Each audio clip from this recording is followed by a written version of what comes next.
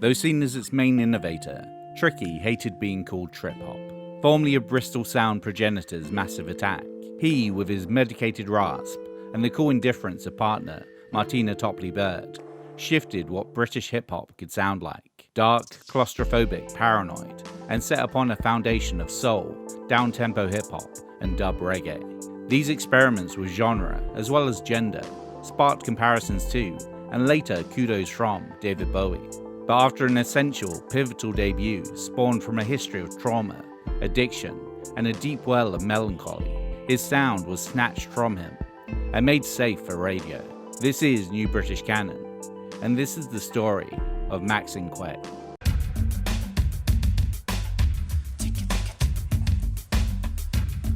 Adrian Thors had an unsettled childhood. Born in 1968, his father left before he was born, and his mother took her own life when he was 4. Supposedly, his first memory was sneaking a look into his mother's coffin, trying to make sense of the situation. Raised by various grandparents, aunts and uncles in the economically deprived, predominantly white part of Bristol, Knoll West, he spent his childhood getting into trouble, mostly fighting, stealing and smoking weed. At 17, he was charged for buying forged £50 notes and spent 4 days in youth custody at Horfield Prison. On his second night, he suffered an asthma attack, which, without his confiscated inhaler, left him gasping for his life.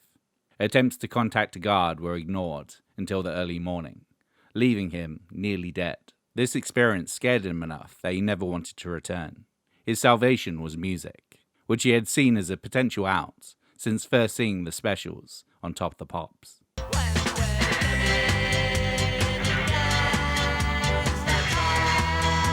I could understand what they were saying. They were a real band, very real.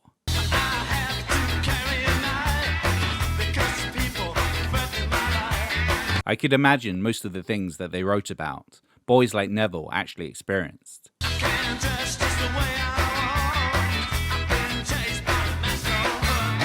They led real lives. They didn't go to public school, didn't fall straight out of public school into a cushy job. They suffered, they hurt, they experienced and they perceived. If you don't experience, you can't perceive. If you don't experience, how can you write about anything with any meaning? By his life-threatening prison stay, he started getting into sound system culture. His estranged father had run one of the most popular sounds in Bristol for a time, but refused to interact with his son when he saw him, saying little more than a quick hello. It took a young upstart posse known as the Wild Bunch to draw the young Thors into music, by not just playing traditional dub and reggae, but hip-hop records as well. I thought I had it in the palm of my hand, but man, oh man, if I was grand, I'd bang Roxanne. It's 12:55, almost time for the bell. Put the breakfast in the mouth so that the mouth don't smell. I got a letter from the government the other day. I opened and read it. It said they were suckers. Keep the mic at Fahrenheit, frequencies to make them colder. The listener system is kicking like solar. Total chaos, no mass confusion. Rhymes so hypnotizing, known to cause an illusion like a magician. The Wild Bunch's lineup rotated around a nucleus of Grant Daddy G. Marshall, Robert 3D Denaja, and Andrew Mushroom Vowles. And enamored by US hip-hop and the touchstone film Wild Style, the group started making their own beats and rapping in their own British style over them.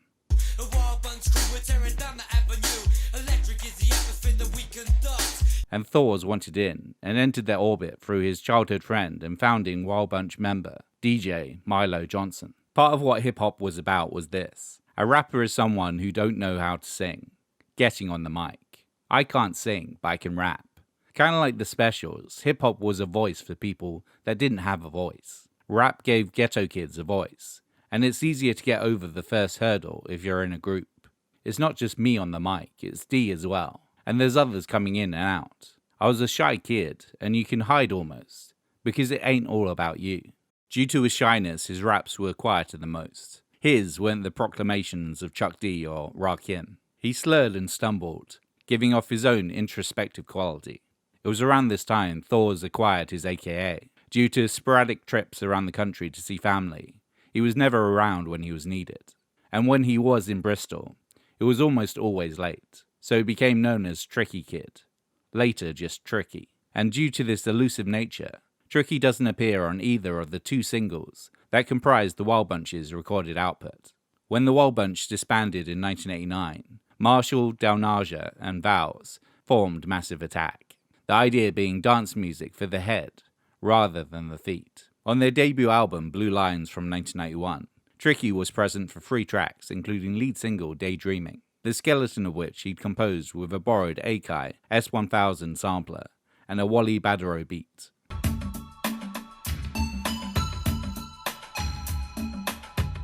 Attitude is cool, breeze below zero. Up against the wall, behaving like De Niro. Trick is performing. An impressive leap forward for British hip-hop. The album blended samples, rap, soul and reggae into an intoxicating, influential brew. Can't be with the one you love, then love the one you're with. Spliff in the ashtray, we'll drop a pull to little. Ornament heavy, you know we're never even. People call me tricky for a particular reason.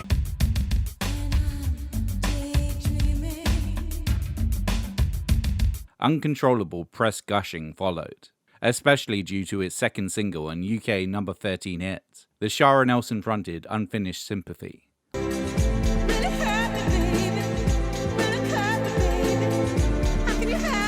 which is now seen as one of the best British songs of the 90s.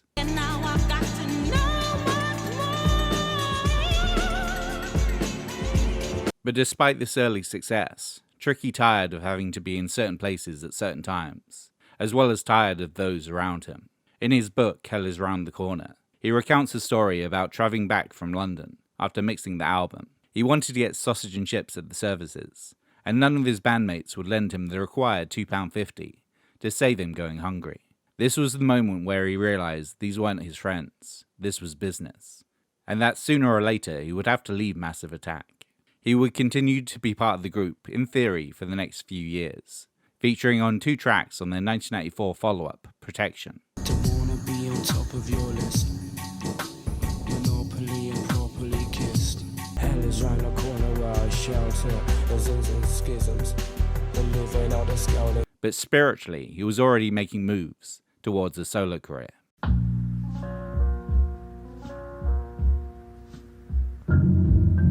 For what Tricky did next, the timeline is a bit jumbled. His copious marijuana intake making him not the best source for dates. At some point in the early 90s, most likely April or May 1981, Tricky met a blue-haired 15-year-old, smoking and sitting on the wall outside the house he shared with former pop group frontman Mark Stewart.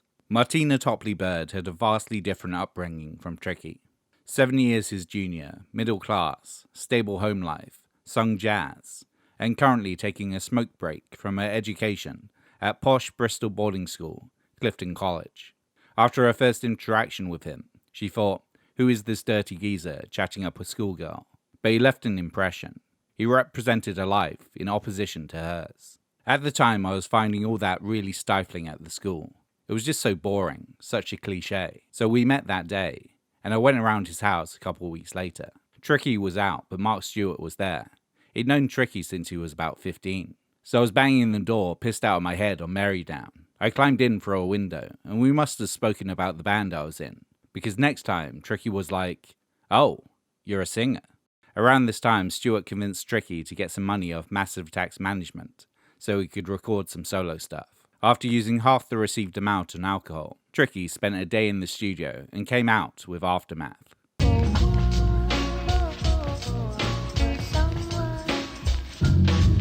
With little planned out beforehand, sample-wise, Tricky utilised whatever was lying around. A cycling Marvin Gaye guitar riff.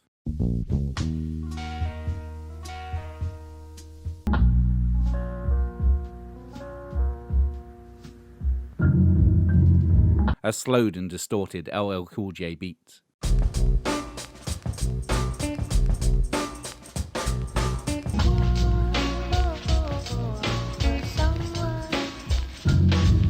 And a ghostly, flipped Dusty Springfield vocal that haunts the track.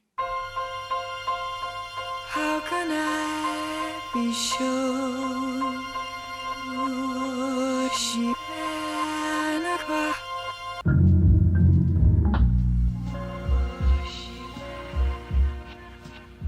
The result was stone-sounding, atmospheric hip-hop, more melancholic and personal than anything on Blue Lines. His words were all eyes, babies, and kingdoms. Your eyes resemble mine. Your See as no others can. Here inherit my kingdom. Speaking for people's plan. I'll be here for my baby. For my baby, I'll be near. All tied together by the Blade Runner sample that prefaces the first lyric. Describe in single words only the good things that come into your mind. About your mother? My mother? Yeah. Let me tell you about my mother. Let me tell you about my mother. Losing his mother at such a young age undeniably impacted Tricky, so much so that he believed that his words came not from his subconscious mind, but from her. As such, much of Tricky's music is written in a female voice, which in an Oedipal twist, Topley Bird provided, while he shadowed her with his own broken rasp. So many things I need to tell you. The things you need to hear. With her smoky, cool delivery, he saw her as a modern-day Billie Holiday. But even as a kid, his family believed Tricky to be an embodiment of his mother. When I was young, my nan would have me sit in the middle of the floor, listening to Billie Holiday and Nina Simone and stuff like that. Southern trees bear a strange fruit. Don't you know I need you, Lord? Don't you know that I need you? She used to keep me up late at night and keep me home from school for company. My mum passed away when I was 4, and my nan used to say she could see my mother in me. She'd sit me in the middle of the floor playing all this moody music, staring at me, which was quite spooky.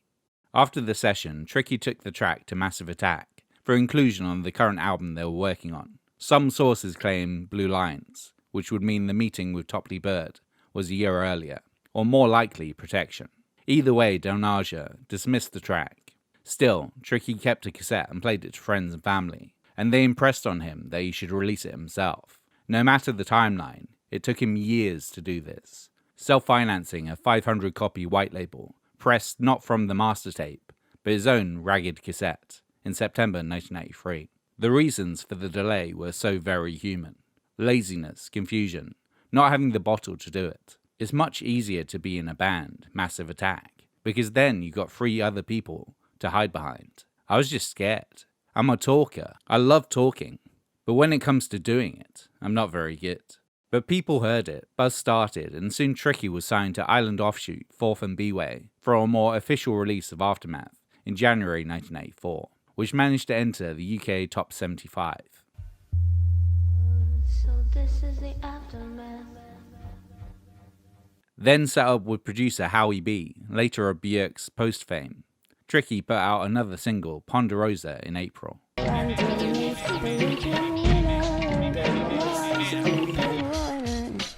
Proto Timbaland in its use of sampled traditional Hindi rhythms.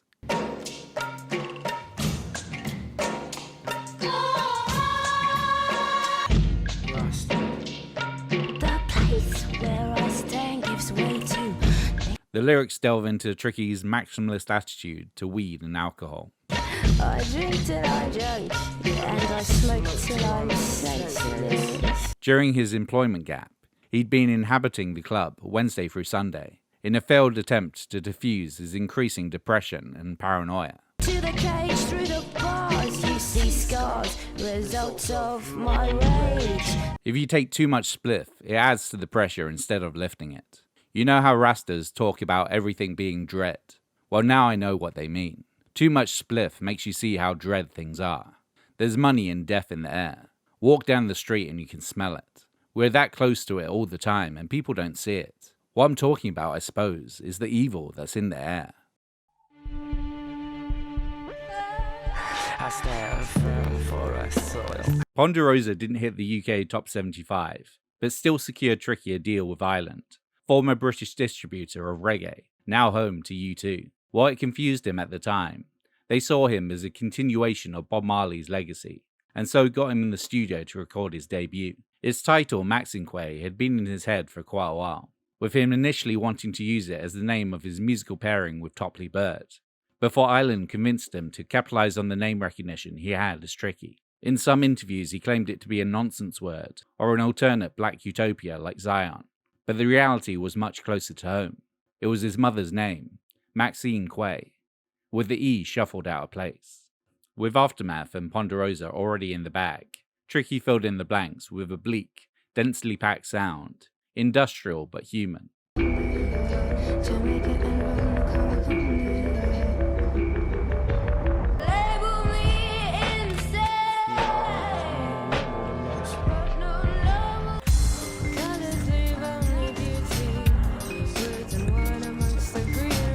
The overall mood pitched somewhere between the social apocalypse of the Specials' Ghost Town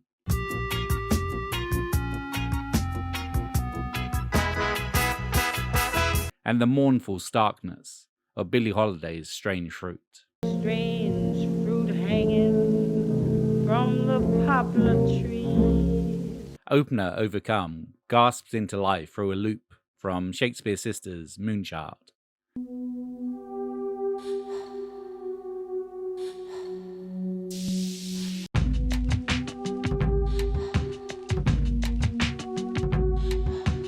The continuous hollow heaves, morbidly recalling that second night in prison.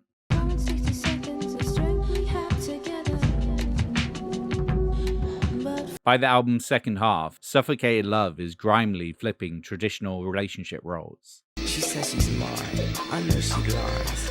First I scream, then I cry. While Struggling is a depressive last resort. Yes, I'm insane. I'm struggling. The album was such a fucking blur, all done in different places at different times. But I don't consider its vibe to be dark. There's lots of different feelings coming out of there, a lot of confusion. The track Overcome is beautiful.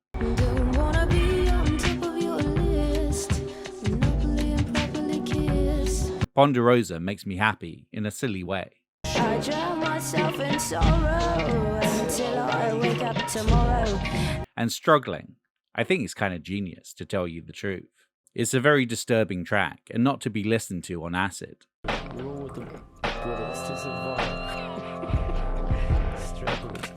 I'd say it was an album from someone who thinks very quickly and changes, who doesn't stay on one feeling for very long and moves on. The sources are as eclectic as ever. Topley Bird had introduced him to the world of alternative rock, her favourites being Fishbone, Nirvana and PJ Harvey, and so Smashing Pumpkins' Suffer drives much of the obviously named Pumpkin.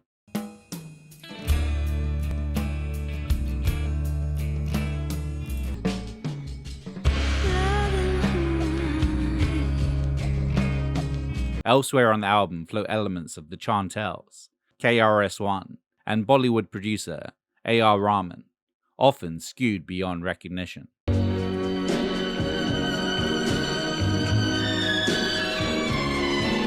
can't stand. Now I could just kill a man. She's on her knees.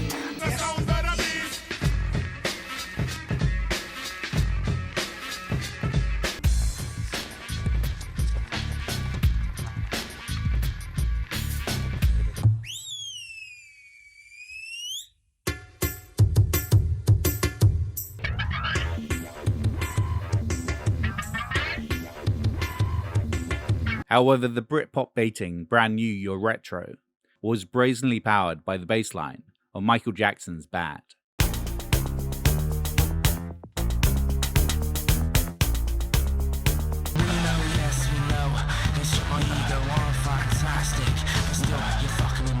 The most contentious sample was the Isaac Hayes groove that underpins Hell Is Round the Corner. And I used you selfishly.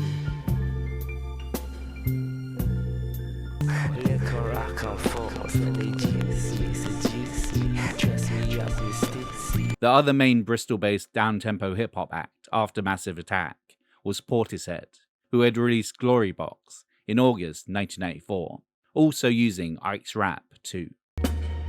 Playing with this bow and arrow. While the orchestral soul track had been flipped before, 2 tracks from the same city with the same management, written within months of each other, raised eyebrows. Tricky even claimed in the press that Portishead's Jeff Barrow had heard his demos and rushed to release their version first, so he'd look bad.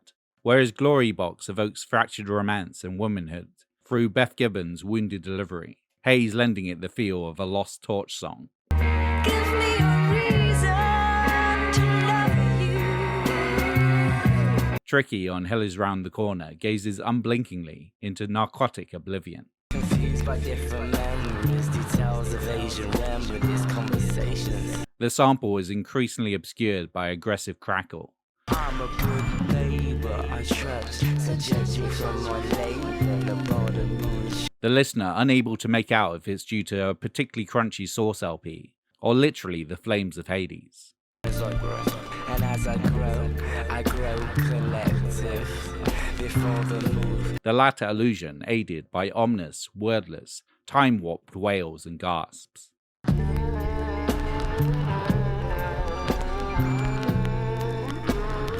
Most of its lyrics Tricky had already performed on the Massive Attack track, Eurochild. If you believe I deceive, then common sense says shouldn't receive. Let me take you down the corridors of my life. Says shouldn't receive. Let me take you down the corridors of my life. Same as how Overcome was his version of Karma Coma, but its title came from the squalor of Bristol.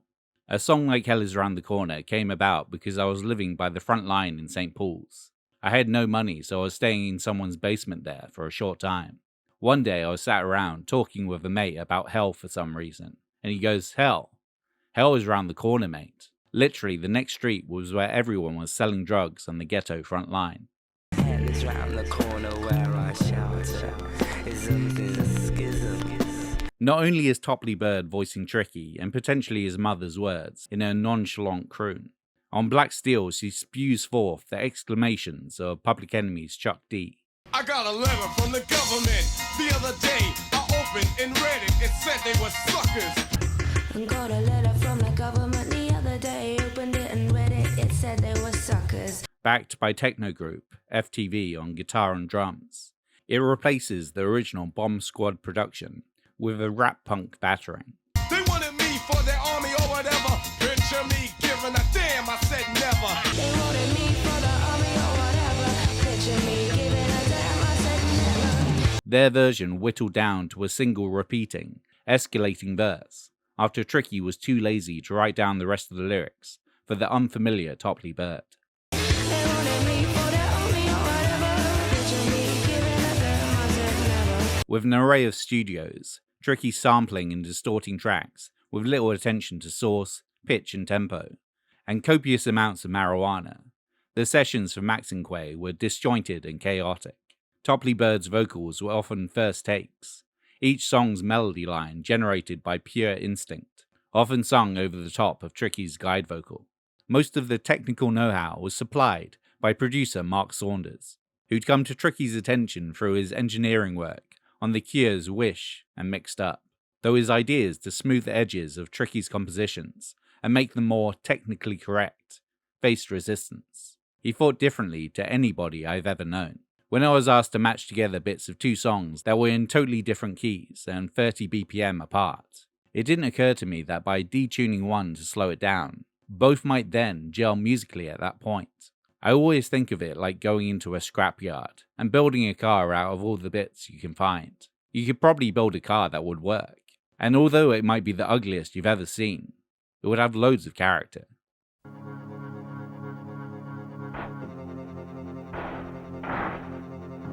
Maxinquaye was released in February 1995, and the press couldn't get enough. It faced many fevered comparisons to the marijuana paranoia of Sly and the Family Stones. There's a riot going on.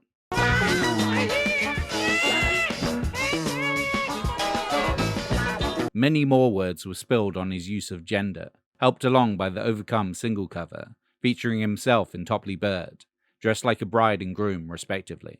Island, rather than promoting him as a British hip-hop act, instead siphoned him into alternative rock spaces. The interest around him meant that he was the first black artist to appear on the front of the NME twice in a single calendar year. David Bowie saw a kindred spirit with his gender inversion and genre play, and penned a florid 6-page piece for Q magazine about a fictional meeting with Tricky, ending with the words, "Here comes the horses to drag me to bed. Here comes Tricky to f*** up my head." But when Bowie did try to reach out, backstage at one of Tricky's shows, Tricky didn't engage, not really sure what he was supposed to do with Bowie's approval. Though 1995 was the battle of Britpop, The Year of Different Class, What's the Story, Morning Glory, and The Bends. It was Maxinquaye that topped British indie bastion The NME's year-end album list. It also almost secured a Mercury Award, being beaten out by growing rivals Portishead and Dummy. At this point, the press had coined a name for all this down-tempo hip-hop that was coming out of Bristol. Massive Attack, Portishead, and Tricky, all combined under the banner of trip-hop, a designation and comparison that Tricky despised. Trendy people have been putting my name next to this f***ing bullshit trip-hop, and my music's got nothing to do with that trip-hop bollocks. I don't know who made up that f***ing stupid name. Just a bunch of trendy kids with labels, I think. I read this thing that said I was one of the innovators of trip-hop, and it's so stupid, so stupid. I'm not even making hip-hop, let alone this trip-hop bollocks. Sad, trendy shit. But because of these trendies treating his dissection of a paranoid psyche as a coffee table album, background music for dinner parties and amorous endeavour, simply missing the point, it soon went gold in the UK, peaking at number 3. Tricky shunned his newfound fame, exacerbated by his fleeting romantic dalliance with Björk, making him prime tabloid fodder. The brief relationship did result in Tricky producing a couple of tracks on her post-album.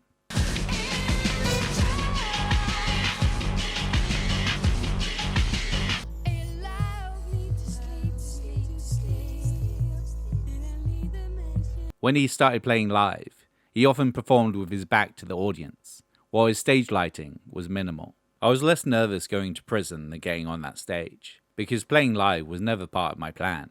I didn't understand how you could do an electronic album on stage, but my manager Debbie put together a band for me. The next thing I know, I'm on tour with PJ Harvey. I can't think of a worse person to have to go on before, because she's so good. We played in darkness because I was shitting myself. I brought these little lamps on stage, and someone from PJ's band wrote on the poster under my name, Lights by IKEA. For the PJ Harvey shows, Topley Bird wasn't present, replaced by a young Alison Goldfrapp, who'd previously sung on Pumpkin.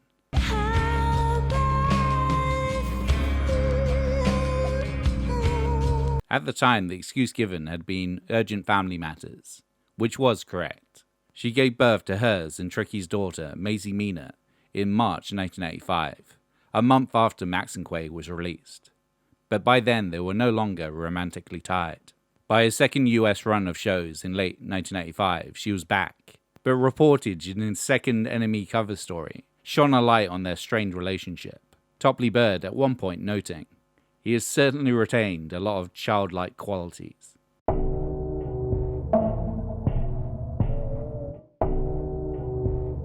Almost immediately there were Maxinquaye copyists, artists that took the down-tempo beats, hazy, dreamy atmosphere, and Martina Topley Bird-alike vocals, and made it pop. So he had major labels trying to cash in by getting Sneaker Pimps, Lamb, and later Brand Van 3000 on the radio and in advertising. The group sanding down Tricky's uglier, more unique edges.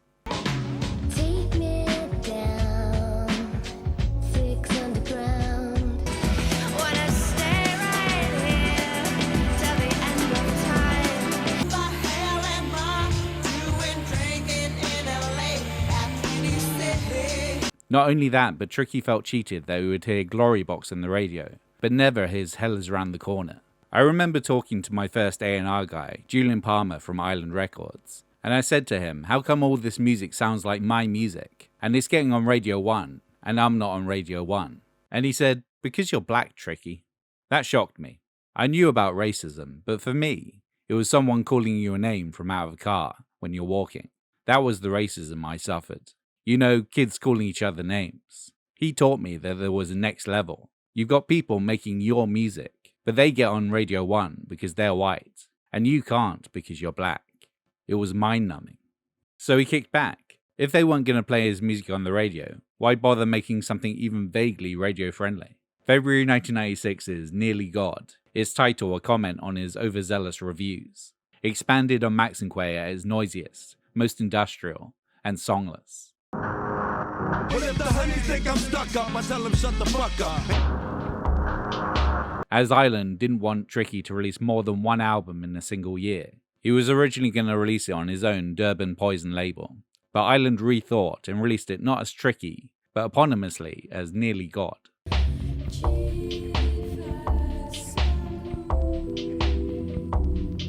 On the LP, he collaborated freely with Björk, Nena Cherry, Alison Moyet, Stereo MCs Kath Coffey and Alison Goldfrapp, as well as, most importantly, childhood hero and former special, Terry Hall. Promised me poems. One potential collaboration that was talked up in the press, but never made the record, was Blur's Damon Albarn.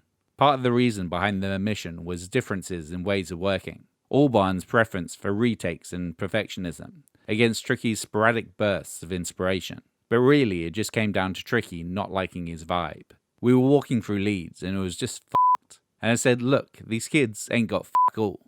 And he goes, they got us. And that was the end of my relationship with him. What do you mean, they got us? A pretentious comment says to me you're not real. And when you're not real, I can't waste my time on you.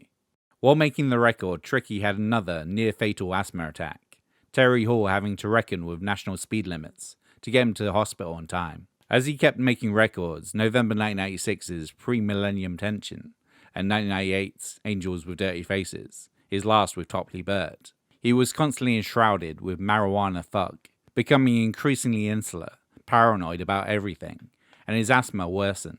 It was only after getting checked out in May 1998 that he was diagnosed and treated for candidiasis, a fungal infection brought on by an excess of asthma medication. A lot of his psychosis, delusions, and aggression were side effects. I had candida for years and it made me a not nice person, so I fucked up a lot of relationships through being successful and being sick. I wish I didn't fuck up certain things, but it ain't worth looking back. Now I have to remind myself, if I get a bit of ego, that it ain't about me. When you do it long enough, you realize how lucky you are. Since their professional split, Martina Topley Bird has worked with Massive Attack, Diplo and Gorillaz, as well as releasing 4 solo albums.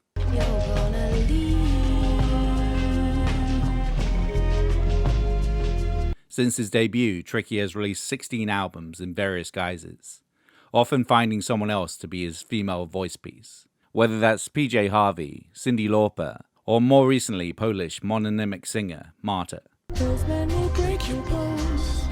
Don't know how to build stable homes. Whatever happened to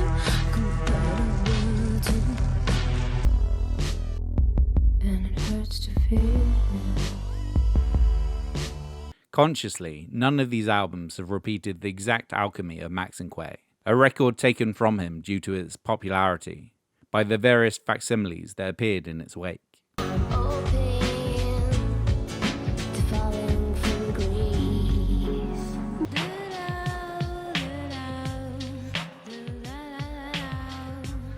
woke up again this morning with the sun in my eyes when Mike came over with a script surprise. You love me.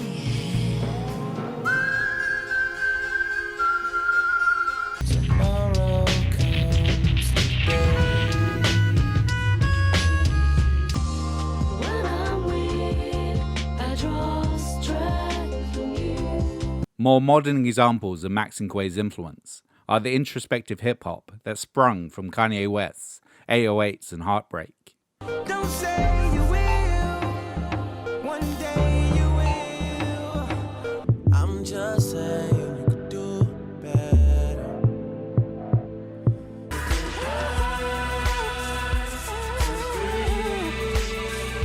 The perfectly misshapen pop of FKA Twigs.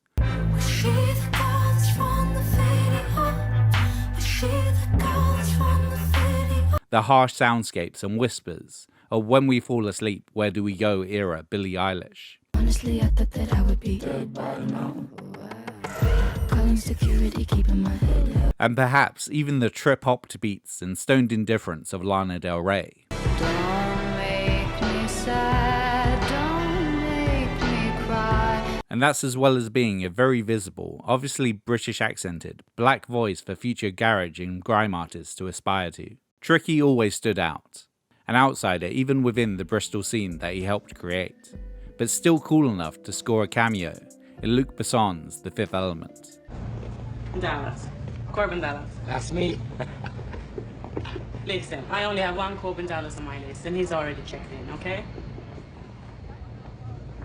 His music was shaped by his history, the life-changing circumstances that bled into his work, unafraid to show his feminine side as a black artist in the 90s, gleefully filtering Chuck D's politicized rage through a disinterested teenage girl, taking his dubby sound system roots, and with rudimentary theoretical knowledge, smashing together Smashing Pumpkins, Bollywood soundtracks, lopsided rhythms and slurred rhymes, drinking till drunk, smoking till senseless. It sounded like hell was round the corner, but he'd already lived through it.